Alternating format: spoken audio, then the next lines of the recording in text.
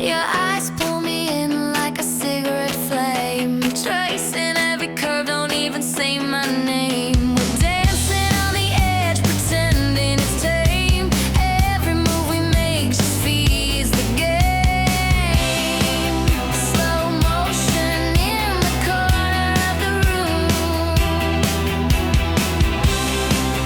Your fingers trace my skin, I know what they'll do soon. We're playing with fire, loving the heat. Every stolen glance, a promise we keep. Anywhere we are, we can start this fight. Turn the world into sparks in the dead of night.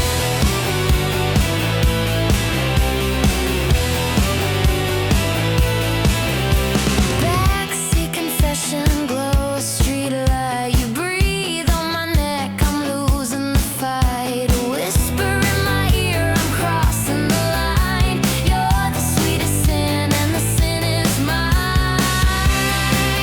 Slow motion lifts a breath away.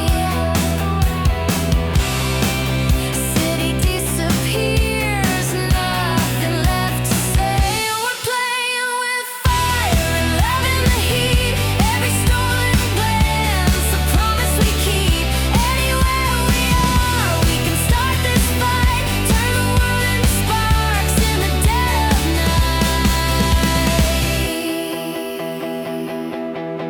On the stairs, in the